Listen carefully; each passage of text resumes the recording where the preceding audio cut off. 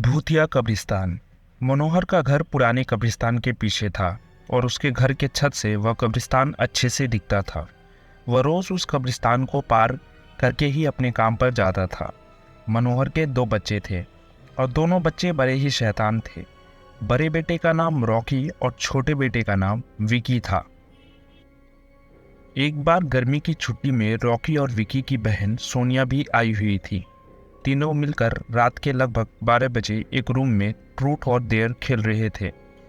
Rocky Sonia से पूछता है कि तुम ट्रूथ लोगी या डेयर। सोनिया डेयर लेती है और पूछती है कि तुम लोग कहीं खतरनाक काम करने के लिए तो नहीं कहोगे ना। रॉकी, ये हुई ना बात, तो जाओ अब छत पर से घूम करके आओ और छत पर रखे गमले में से फूल तोड़ कर लाना होगा, तभी हमें पता चलेगा कि तुम छत पर से आई हो या नहीं। सोनिया, छत पर से तो कब्रिस्तान दिखता है, मैं नहीं जाऊंगी। रॉकी और विकी दोनों सोनिया को छत पर जाने के लिए ज़बरदस्ती बोलते हैं। सोनिया छत पर जाती है और जैसे ही गमले में लगे फूल की तरफ बढ़ती है, तभी उसकी नज़र कब्रिस्तान की ओर पड़ती है। कब्रिस्तान में एक बड़ा सा सूखा पेड़ होता है। वह देखती है कि उस पेड़ पर एक सर कटी हुई उल्टी लाश लटक रही होती है। सोनिया उसे देखती है और जोर से चिल्लाती हुई बेहोश हो जाती है। फिर जब सोनिया बहुत देर तक छत पे से नहीं लौटती है तो रॉकी और विकी दोनों डर जाते हैं और वह छत पर जाकर के देखते हैं तो पाते हैं कि सोनिया बेहोश पड़ी है। वह तुरंत मनोहर को बुलाते हैं और सारी बात बताते हैं। मनोहर, तुम तीनों को ऐसा खेल खेलने की ज़रूरत ही क्या थी? और रॉकी, तुम तो जानते हो कि उस कब्रिस्तान के बारे में कैसी कैसी खबरें आती रहती है, फिर भी तुम सोनिया को रात में छत पर जाने के लिए भेजा क्यों? रॉकी, सॉरी डैड, मुझसे गलती हो गई, हम आगे से ऐसा नहीं करेंगे। मनोहर, और फिर भी दोबारा ऐसा काम किया तो तुम दोनों को उसी कब्रिस्तान में छोड़वाऊंगा। अच्छा सोनिया बेटी, ये बताओ, तुमने वहाँ ऐसा क्या देख लिया था कि तुम वहीं बेहोश हो गई? सोनिया सहमी हुई हालत में मनोहर को सारी बात बताती है कि उसने क्या देखा। मनोहर ने उस कब्रिस्तान के बारे में ऐसा खबर पहले भी सुनी हुई है, इसलिए वह सोनिया को डांटता नहीं है और बच्चों को संभल कर रहने की सलाह देता है।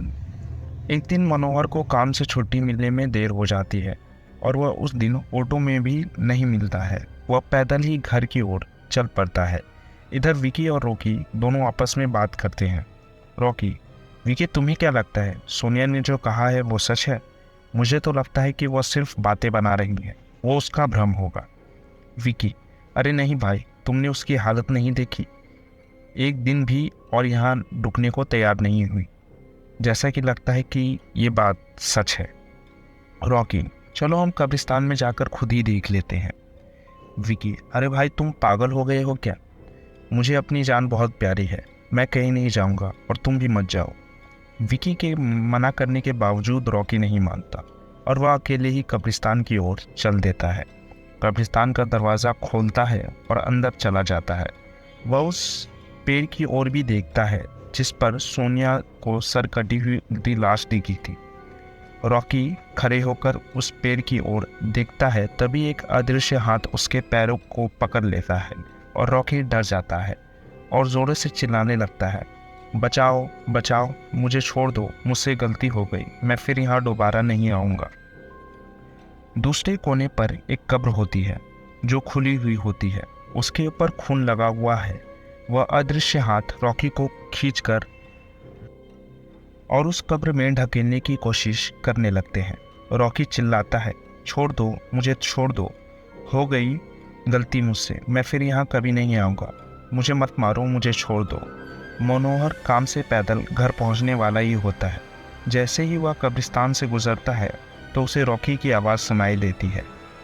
मनोहर, ये क्या, ये तो रॉकी की आवाज़ लगती है, कब्रिस्तान से आ रही है, मुझे जाकर के देखना चाहिए।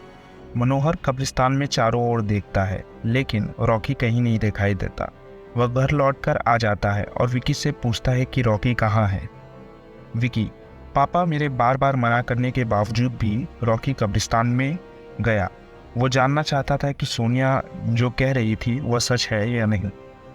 मनोहर, हमारे पास बिल्कुल भी समय नहीं है, जल्दी जाओ और घर के मंदिर से शंख में जो जल रखा है वो जल्दी से लेकर के आओ। हमें रॉकी को खोजने कब्रिस्तान जाना पड़ेगा।